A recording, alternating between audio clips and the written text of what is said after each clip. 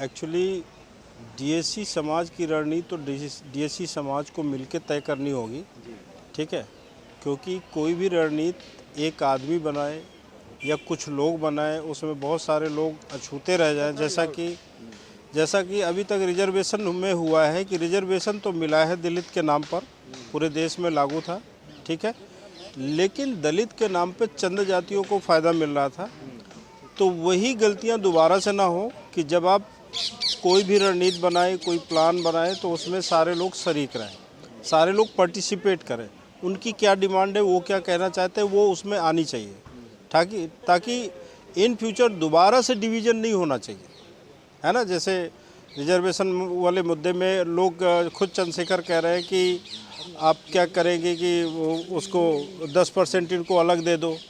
सवाल ये है कि आप उस 15% में या 21% में क्यों नहीं दे रहे हो? क्या वो आपको अकेले तो नहीं दिया गया था? तो इस तरह के फिर आर्गूमेंट कहीं ऐसे बहुजन आपस में बढ़ तो नहीं रहा है? बहुजन सर, बहुजन कभी एक था ही नहीं, ये गलत है, ठीक है। पॉलिटिकल जो शब्दावली है ना, इसे थोड़ा बचने की और समझने की ज़रूरत है, ठीक। समझने की ज़रूरत है कि बहुजन आप किसको कह रहे हैं कि आपने बना दिया एक अपर कास्ट, एक बीच में हो गया जिसको ओबीसी कहते हैं। और हालांकि बहुजन में ओबीसी और एससी सब है, ट्राइब भी है, ठीक है, सब लोग हैं, एससी एसटी ओबीसी सारे लोग हैं। इनको आप मिलके आप बहुजन कह रहे हैं, तो बहुजन किस रूप में है? ना तो हमारा सामाजिक संबंध है, ना हमारा किसी तरह का कोई संबंध है, ना शादी ब्याह में हम एक दूसरे के पार्टिसिपेट करते हैं, ना खान पीन में हमारा है। तो कहाँ, किस सेंस में हम बहुजन हैं? बहुजन एक शब्द आपको कह दिया कि कल से आप बहुजन हो, बट आपकी अपनी जाति वही है। आज जो ट्रेडिशन है, जो समाज का नज़रिया है, वो आपके प्रति वही रहेगा। तो आप कैसे अपने को कह सकते हो कि यार मैं तो दलित हूँ और ये मुझे बहुजन कर रहे हैं? तो मुझे लगता है कि मैं थोड़ा अपवर्ड हो गया, थोड़ा मुझे लग रहा है कि मैं एम्पावर्ड हो गया, तो अब मैं अब दूसरों से दबूंगा नहीं। तो जाटो समाज ने आपको अछूत बना दिया क्या? ये डायरेक्ट तो उस रूप में हम नहीं कह सकते, लेकिन आप ये देखें कि जाटो समाज में एक चीज़, एक श्रेय भी जाता है और एक ब्लेम भी जाता है। श्रेय है कि जब राजनीति में वो लोग आए, तो राजनीति में आप देखें कि ऑल ओवर इंडिया का अगर आप थोड़ा सा एनालिसिस करेंगे, थोड़ा सा उसका चीज़ों को इनलार्ज करके देखेंगे, तो आप देखेंगे कि अभी तक आज के समाज में, आज तक 2024 है, 2024 तक का डाटा आप उठा लीजिए कि आज़ादी से लेकर जब से संविधान लागू हुआ, जब से रिजर्वेशन लागू हुआ है, तो कितनी जातियां चुनाव में पार्टिसिपेट कर रही हैं। पहली बात तो जो रिप्रेजेंटेटिव गवर्नमेंट है, कि वो जो लोग पार्लियामेंट में बैठ रहे हैं, वो जो लोग आ रहे हैं, वो किसकी बात कर रहे हैं? वो सारे दलित समाज की नहीं कह रहा है। कोई कह रहा है कि हमारा जो है वो कर दो, जाटो रेजिमेंट रिवाइव कर दो, है ना, चमार रेजिमेंट रिवाइव कर दो। कोई कुछ कहता है तो वो अपने समाज के बियॉन्ड जाने नहीं दे रहे। समाज बहुत बड़ा समाज है, तो आप क्या सबको कह रहे हैं दलित? 85% की राजनीति हो रही है। 85 की इस देश में कोई कर भी नहीं सकता। 85 का कोई मतलब नहीं है। मुलायम सिंह आए उत्तर प्रदेश में, तो आपने देखा कि उत्तर प्रदेश में सिर्फ आपको उस पार्टी से लेकर जब तक उनकी सरकार रही है, टॉप टू बॉटम यादव हर जगह टॉप पोजीशन में नज़र आ रहे हैं। तो बाकी बहुजन का क्या मामला है? इसी तरह से बीएसपी का जो आंकड़ा है, बीएसपी की देखिए कि जब मायावती सत्ता में आती है, तो उसमें चमार किस पोजीशन में है कि जो 5 पास फेल है, 6वीं फेल है, वो मंत्री बने घूम रहे हैं, ठीक है। जो पढ़े लिखे लड़के दूसरे समाज के हैं, वो बाबूजी करके उनको घूम रहे हैं। तो आप कैसे कह सकते हैं कि उन्होंने सबके साथ जस्टिफाई किया? तो किसने बांट दिया? आप इस बहुजन समाज को बांटा किसने? समाज बंटने का श्रेय तो देखिए ब्राह्मणवादी व्यवस्था को जाता है, जो मनुस्मृति है, ठीक है। लेकिन बाद में जो पॉलिटिकल डिवीज़न हुआ है, जिसमें एक डिवीज़न तो गवर्नमेंट ने आपके बेल ऑफ के लिए किया कि सबको उचित रूप में अनुपात में आरक्षण दे दिया कि आपका भी वॉइस इस देश के लोगों को तक जानी चाहिए, लोगों को सुनना चाहिए। इसके बाद फिर असली खेल होता है कि जब लोग एम्पावर्ड होते हैं, जब दलित और ओबीसी के लोग थोड़ा फ्रंट में आते हैं, तो वो क्या करते हैं, वो नहीं चाहते कि वो जो रिजर्वेशन दिया गया है, जिस भी नाम से दिया गया है, उसमें दूसरी जातियां इंटर करें। तो आप यही देखें कि 4-5 इलेक्शंस का उत्तर प्रदेश में मायावती ने जितनी जातियों को सीट टिकट दिया है, उन जातियों का एक आंकड़ा निकाल लीजिए।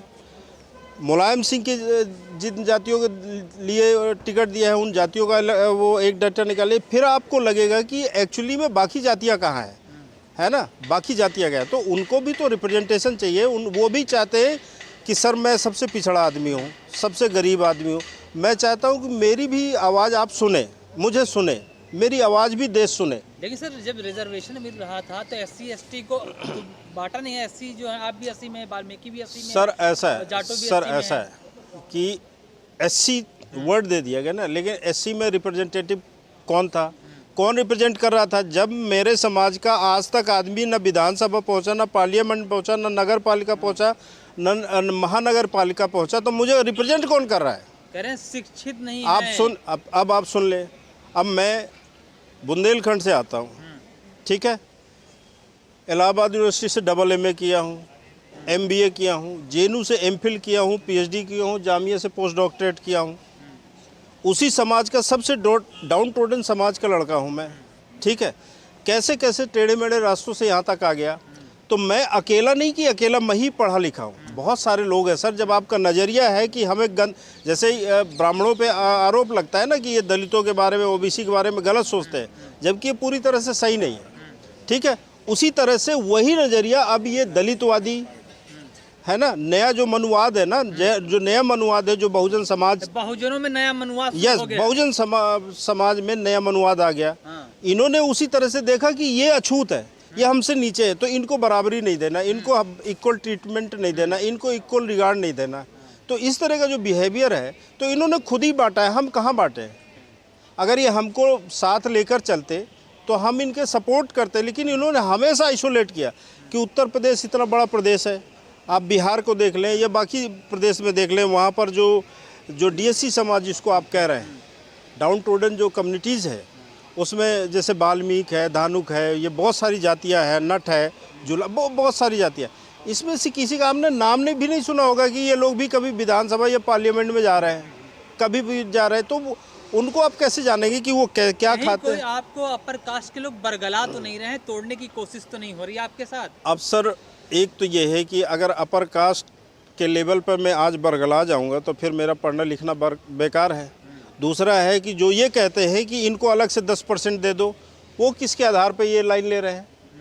वो किस आधार पे ये बोल रहे हैं? क्या उनको नहीं, ये सवाल उनसे भी किया जाता है कि आपको नहीं बरगला दिया अपर कास्ट ने?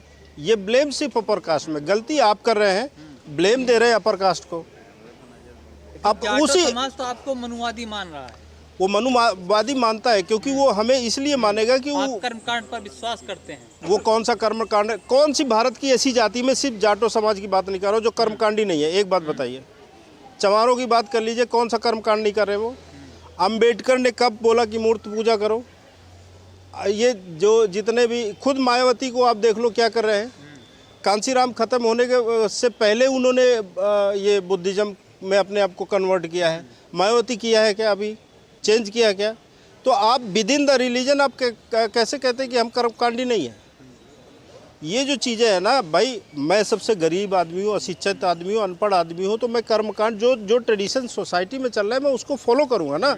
जैसे जैसे चीज़ें पढ़ूंगा तो हर समाज उस ट्रेडिशनल ऑक्यूपेशन से, ट्रेडिशनल अप्रोच से बाहर आना चाह रहा है, तो आप उसके जो एक अंडरस्टैंडिंग है, जो चीज़ों को देखने समझने का, उसको रिकॉग्नाइज नहीं करेंगे आप आज तक उसी बात में कि ये आप भी बाबा साहब अम्बेडकर को मानते हैं, और जिस समाज को आप कह रहे हैं वो मनुवादी हो चुका है, हमें तोड़ने की कोशिश कर रहा है, वो भी बाबा साहब अम्बेडकर को मानता है। लेकिन अम्बेडकर ने कहा था संगठित रहो, शिक्षित रहो, लेकिन आप तो संगठित नहीं हो रहे, आप तो बिखर रहे हो।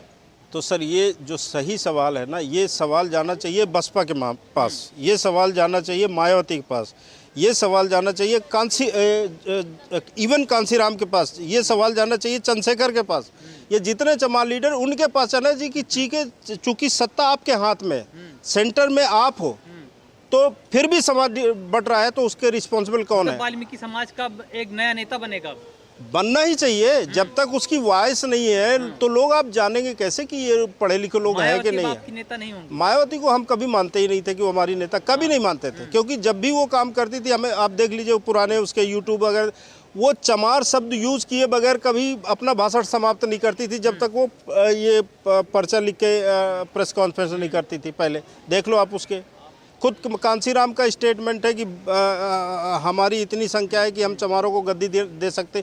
ये इंडिया टुडे को उसने इंटरव्यू दिया है। इसके लिए आप दिलीप मंडल से कंसल्ट करते हैं, हालांकि अभी वो बीजेपी में चला गया है, लेकिन कंसल्ट करते हैं। तो अगर बीइंग ए ऑनेस्ट पत्रकार उससे बात की जाएगी या उसका डॉक्यूमेंटेशन आप खंगालेंगे तो कांसीराम का ये वो मिल जाएगा आपको इंडिया टुडे। रिजर्वेशन में जो वर्गीकरण हो रहा है कितना सही है कि आप लोगों के लिए? ये बहुत जायज़ है, बहुत जायज़ है, क्योंकि जब तक आप रिजर्वेशन पर्टिकुलर सोसाइटी को नहीं देंगे जो पिछड़ रहा है। जैसे मैं एक एग्जांपल आपको बताता हूँ, आपने नट कम्युनिटी जानते हैं, जो उसमें बांस पे चढ़ के वो खेल दिखाती है, उसको कितने आप में से कितने लोग जानते हैं कि ये एमफिल पीएचडी नेट या 10वीं 12वीं 11वीं या इनका शादी ब्याह खाना खुराक कैसे होता है जानते हैं आप? नहीं जानते। तो जब तक स्टेट उनको स्पॉन्सर नहीं करेगा, उनको बेल ऑफ नहीं करेगा, उनका टेक केयर नहीं करेगा, तो उनके नाम पे तो दे दिया अपने रिजर्वेशन, वो खा रहा है कोई, लेकिन जिस आदमी को दिया उसको हिस्से में आ रहा है क्या कुछ? लेकिन कह रहे सफाई कर्मी से ऊपर वाल्मीकि समाज कभी सोचा ही नहीं। गलत बात है। देखिए, मैं आपको बहुत अच्छे से बता रहा हूँ, लेकिन मैं सवाल यही है ना कि जो सफाई कर्मी समाज है ना, उसमें डॉक्टर भी है, इंजीनियर भी है, आईएएस भी है, पीसीएस भी है, अमेरिका में भी है, लंदन में भी है, सब जगह है, यहाँ पर भी दिल्ली में एक से एक अच्छी पोस्ट में है। लेकिन सवाल ये है कि जब भी आप किसी नॉन वाल्मीकि से बात करोगे, स्पेशली आप जाटों से बात करोगे, तो जैसे ही ये शब्द आएगा वाल्मीकि, तो तुरंत बोलेगा वो नाली में काम करता है, वो झाड़ू लगाता है, वो ये करता है। ये नहीं देख रहा है कि वो कौन से लोग हैं जो झाड़ू लगा रहे हैं, जो भी बीकर कमज़ोर पोजीशन में है, जो बहुत आर्थिक रूप से जो जिनकी कंडीशन ख़राब है वो है। लेकिन मैं ये भी कहना चाह रहा हूँ कि वो भले नाली में काम कर रहा है, लेकिन वो बच्चे पढ़ा रहा है। आप देख लीजिए, एक सर्वे आपको इस रूप में जाना चाहिए कि ये जो सफाई कर्मी है, इसमें कितने % लोग अपने बच्चों को पढ़ा रहे हैं और कहाँ पढ़ा रहे हैं, ये आंकड़ा भी देना चाहिए। मोदी जी कहते हैं बटोगे, आप तो बट रहे हो, बहुजन समाज से बट रहे हो आप। इसको मोदी जी नहीं करे, ये योगी जी का है, ठीक है, योगी जी ने। मोदी जी ने भी इसको रिपीट किया है अपने पूरे चुनाव में। लेकिन मैं जो आपको कह रहा हूँ ना कि भाई हम तो आपके साथ ही थे, तो बांटा किसने? ये जिम्मेदारी मेरे, ये ब्लेम मेरे ऊपर क्यों जा रहा है? सन 50 से लेकर आज तक जो रिजर्वेशन एससी को तो था ही ना, आपने हमें क्यों नहीं अपने साथ रिकॉग्नाइज किया? आपने ना हमें कहीं विधायक का टिकट दिया, न कहीं सांसद का दिया, न कहीं नगर पालिकाओं में जो चेयरमैनशिप है उनके लिए पार्षदों तक का आपने टिकट नहीं दिया। तो इतनी क्या मतलब नाराज़गी या इतनी दूरी क्या है इस समाज से? तो बांट तो आप खुद रहे हैं, ब्लेम दे रहे हैं उस आदमी को जो आप कह रहा है कि ठीक है, जब आप हमको अपने साथ लेने ही नहीं चाहते तो मैं अलग हूँ, मैं अपना रास्ता अपना रहा हूँ, अपने तरीके से चल रहा हूँ। तो बदलाव कैसे होगा फिर? बदलाव तो वैसे ही होगा ना सर, कि रिजर्वेशन जैसे ही बढ़ जाएगा, धीरे धीरे लोग आगे आएंगे, सारे इंस्टीट्यूशंस में वो भी इक्का दुक्का उनका रिप्रेजेंटेशन होगा, तो वो भी अपनी बात करेंगे, देश सुनेगा। एक्चुअली जो पार्लियामेंट का कॉन्सेप्ट क्या है, पार्लियामेंट में एक कॉन्सेप्ट है वेलफेयर स्टेट। वेलफेयर स्टेट का क्या मतलब है कि जो समाज पिछड़ जाता है, कमज़ोर हो जाता है, उसको राज्य, स्टेट मतलब कंट्री उनको हेल्प करेगा। अभी राजनीतिक तौर पर ये वाल्मीकि समाज किसके साथ खड़ा हो रहा है? बीजेपी के साथ है, मायावती के साथ है? अच्छा, अब मैं आपसे आप तो पत्रकार हैं, मैं आप ही से एक सवाल पूछ रहा हूँ। चमार समाज किसके साथ है? मायावती के साथ है कि चंद्रशेखर के साथ है? आप बताइए। दोनों के साथ है। दोनों के साथ बहुत है। बड़ा सवाल बनता है। मोदी सरकार कहती है एससी समाज में उन्होंने 2 फाड़ कर दिया, इनको बंटवारा करके इनको इधर उधर कर दिया, तो इस पे क्या कहोगे आप?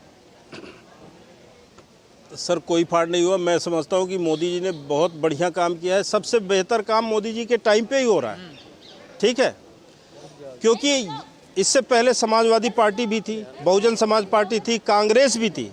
ये डिस्पैरिटी, ये डिवीज़न खुलेआम दिख रहा था। तो बाकी जो पॉलिटिकल पार्टीज हैं उन्होंने इनिशिएट किया नहीं। ये वाल्मीकि समाज बीजेपी के साथ है? नहीं, आप कैसे कह सकते हो? मैंने ठेका तो नहीं ले रखा है, मैं अपनी बात कह सकता हूँ। मैं ना तो पूरे समाज का लीडर हूँ, तो मैं अपनी बात कह सकता हूँ कि हर इंडिविजुअल को राइट है कि वो कहाँ जाएगा, उसे अपना लीडर चुनना है, उसे अपनी पार्टी चुननी है कि किधर खड़ा होगा, और जहाँ खड़ा होगा उसके साथ फिर सारे लोग जाएंगे। ठीक, बहुत शुक्रिया, थैंक यू। दोस्तों, वीडियो पसंद आए तो लाइक, शेयर और News 22 लाइव को सब्सक्राइब करना ना भूलें। शुक्रिया। देखते रहें News 22 लाइव, सदैव आपके साथ।